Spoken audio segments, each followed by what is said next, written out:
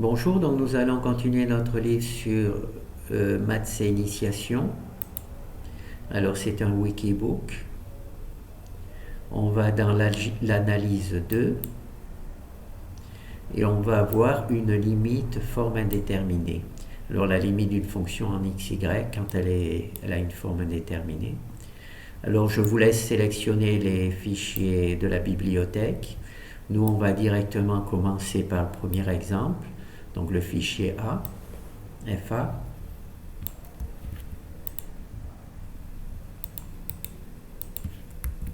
Alors le fichier FA comprend la fonction f en xy sur lequel on va travailler. Alors cette fonction c'est x, multiplié par y au carré, le tout divisé par x au carré y puissance 4. Et bien entendu, quand x et y vont tendre vers 0, et bien cette valeur va faire 0 sur 0, donc ça sera une valeur indéterminée. Et donc on va choisir trois chemins, d'accord. Le premier chemin, on va prendre x égale k est égal à x au carré. Le deuxième chemin, on va prendre pour L, donc ça sera L, c'est égal à 100y.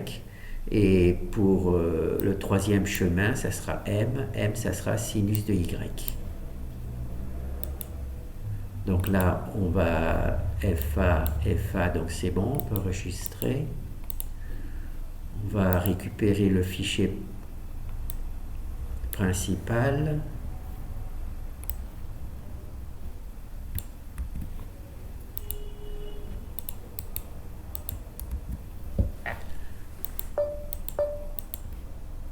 Alors ici, c'est notre fonction. Alors on s'aperçoit que quand x et y tendent vers 0, on se retrouve avec la forme indéterminée. Nous, on peut naturellement pas poser 0 puisque là, ça ferait NAND. Ça nous ferait sauter notre logiciel. Donc on va poser x est égal à 0,01, c'est une valeur proche de 0. D'accord. Et on va calculer f de x. On va avoir cette valeur-là. Quand on va choisir un autre chemin, c'est-à-dire passer par quand les x par x au carré, on va avoir une autre valeur. Donc ça veut dire déjà que cette fonction-là n'a pas de limite, puisqu'avec deux chemins différents, on a des valeurs différentes. On va choisir un troisième chemin. Hein. Là, ça sera x et y, ça sera sans y. Et on va choisir un troisième chemin, ça sera x sinus de y, et on voit que tous ces chemins ont des valeurs différentes. Donc on peut imaginer que cette fonction-là n'a pas de limite.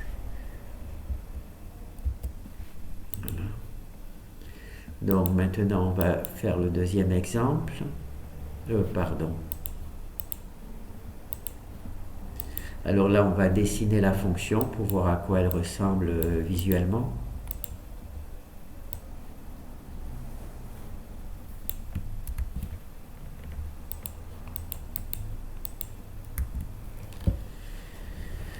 Alors, on va lancer. Donc ici, on a déjà notre fonction. Il nous faut genouplot.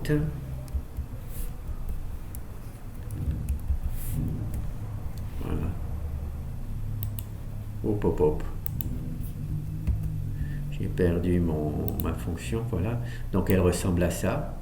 Elle ressemble à ça, cette fonction.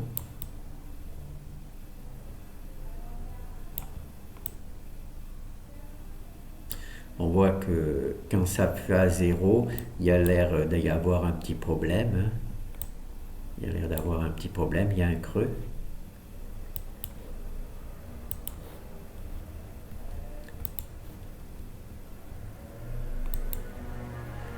Alors maintenant, on va faire le deuxième exemple. Alors cette fois-ci, c'est quand on va choisir un chemin particulier pour les x.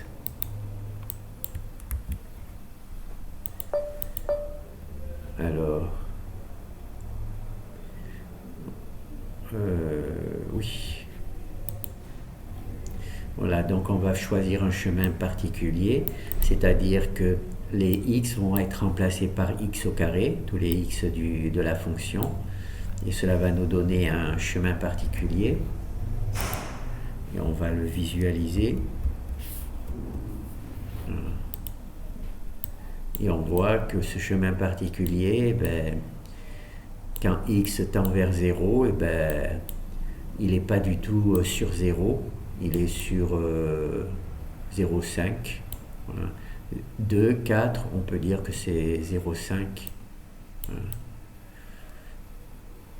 Alors qu'il devrait être ici sur 0, puisque quand x tend vers 0, visiblement là c'est 0, hein, c'est proche de 0, mais quand on fait un chemin avec x au carré pour les x, on obtient 0,5. On voit 0,4, 0,2 et 0,5. Donc pour l'axe des x, donc on se dit que là il y a un problème. Donc ça prouve déjà que la limite n'existe pas. Mais on va essayer avec un autre exemple.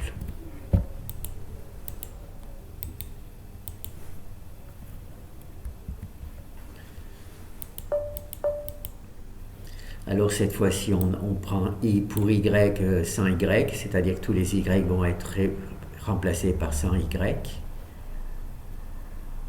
Alors on peut fermer celui-là et on va faire truc. Voilà. Alors on voit que quand on choisit pour un chemin sans y, on voit que la fonction est tout simplement indéfinie, elle part à l'infini dans un sens et à l'infini de l'autre. Quand elle se rapproche de 0, hein, quand la valeur voilà, hop.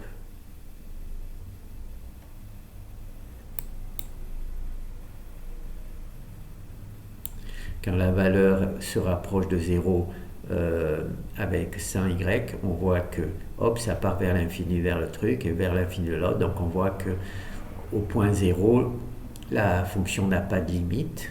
Là, elle n'est pas définie.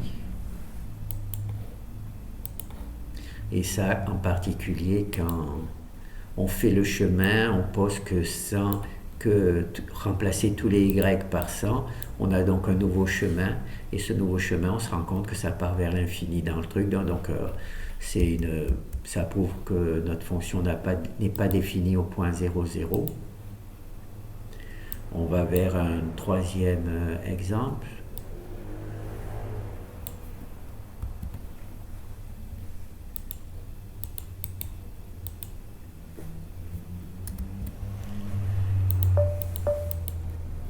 Alors cette fois-ci, c'est sinus de y. Les y, on va les remplacer par sinus de y. C'est donc un autre chemin.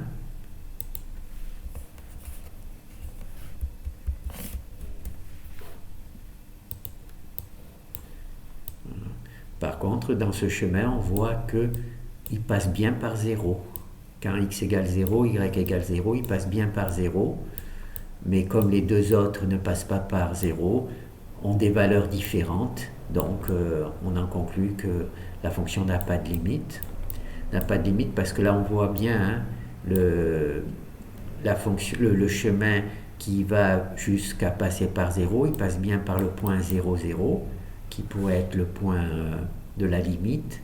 Mais on se rappelle que quand on fait un autre chemin, celui qui passe par ici, on se retrouve avec 0,4, enfin 0,5. Donc on peut donc en conclure que déjà depuis le début que cette fonction n'a pas de limite en 0. Quand x et y tendent vers 0. Donc on a vu déjà les fichiers qui permettent dans les exemples précédents, les fichiers qui permettent de faire les chemins. Alors, c'est ici, hein.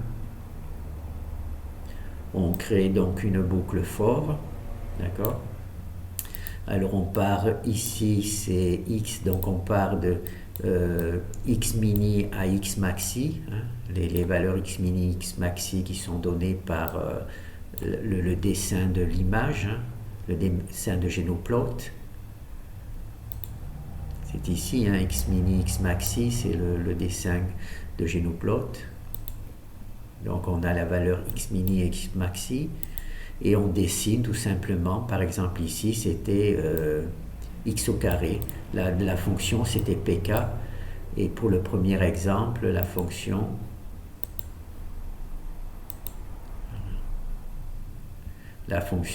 c'est celle-là,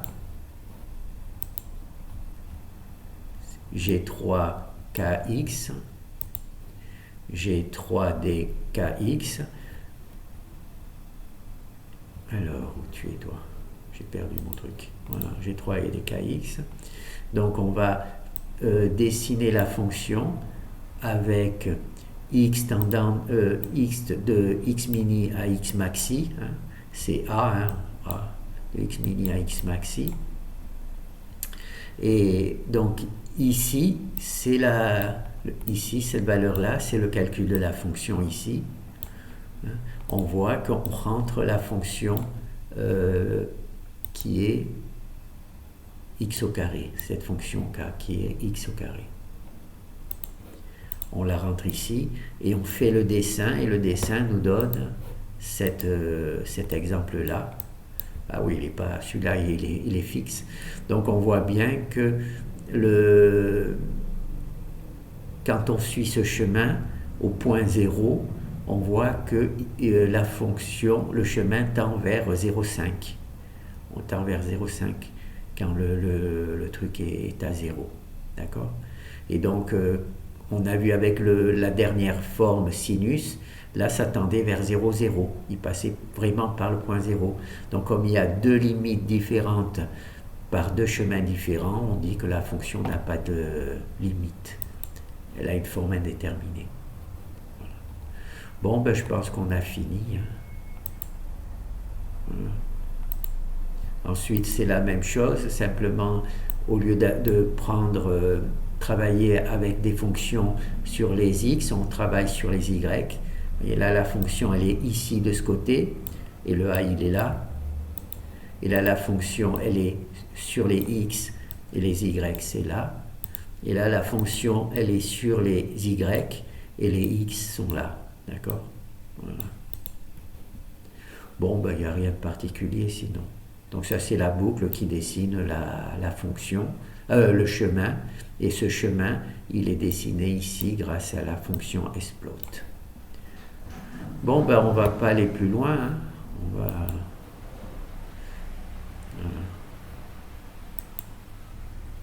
Alors là, on a vu les limites de forme indéterminée. En gros, c'est une application des trois exemples précédents, où on a appris à dessiner une fonction, à animer un point sur la fonction et à dessiner le chemin. Et le chemin nous a permis de vérifier que la limite de la fonction est bien indéterminée. Merci.